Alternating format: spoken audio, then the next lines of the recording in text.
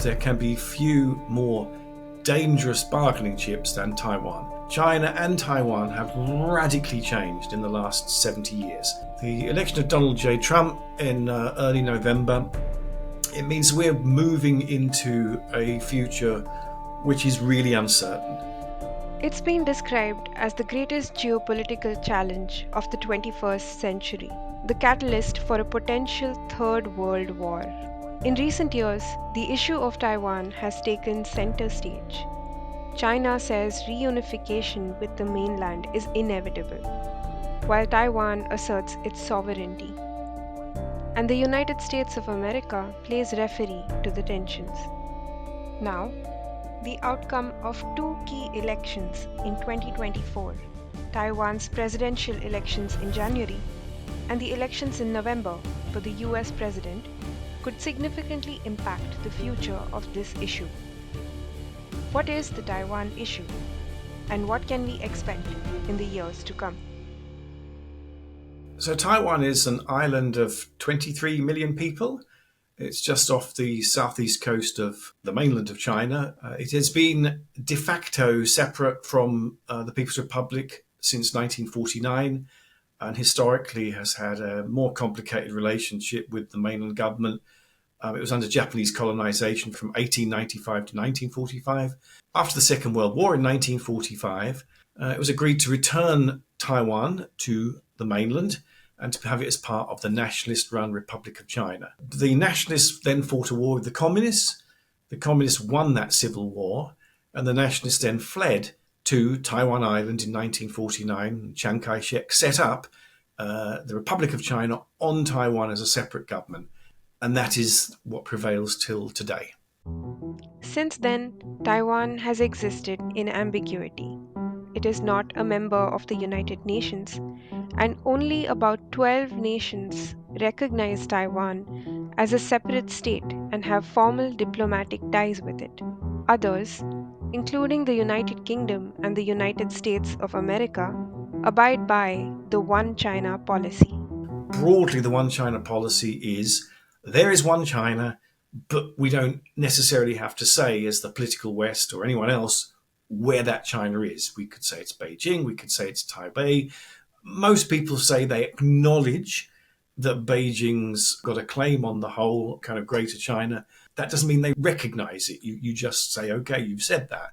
This policy of strategic ambiguity has helped steer clear of confrontation, giving Taiwan the space to develop into the vibrant democracy it is today.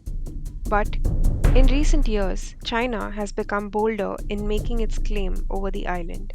It's the second largest economy in the world now. It's really blown up in terms of its economic size and its military capacity. And so it's now got the wherewithal really to do something about Taiwan. And it is under Xi Jinping since 2012 in an era of quite nationalist populist government.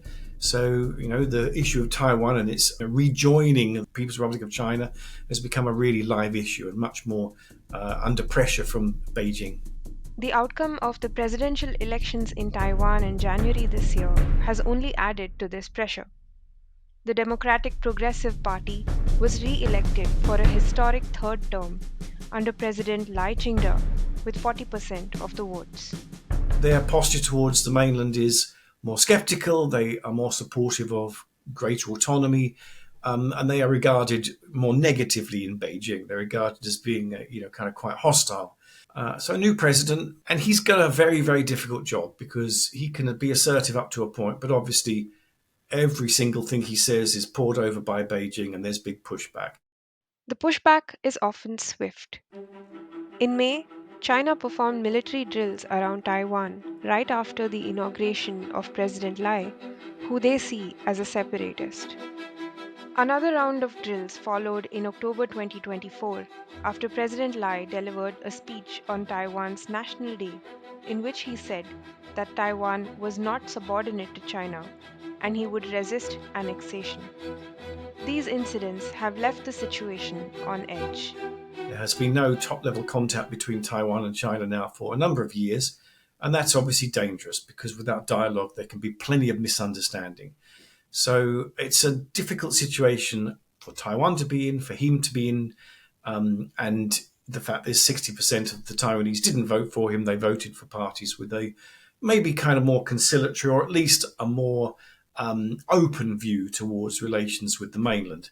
In this troubled Taiwan China relationship, the United States has been a crucial third party. Although it hasn't any treaty alliance with Taiwan, it doesn't recognize Taiwan as a country, it has certainly the means and often the kind of desire to support Taiwan in defending itself through military sales, through military training, and through political support.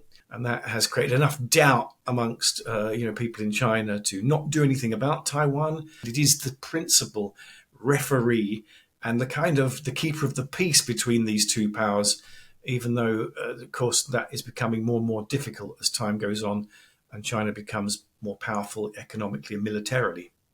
The election of Donald J. Trump as the next US president in November has made this precarious situation more unpredictable.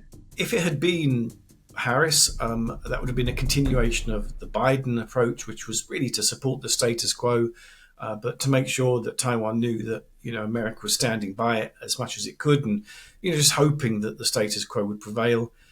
Under the ultimate victor, Donald J. Trump, it's more difficult to predict. He's transactional. He has spoken sometimes in the past of Taiwan almost being like a negotiable issue.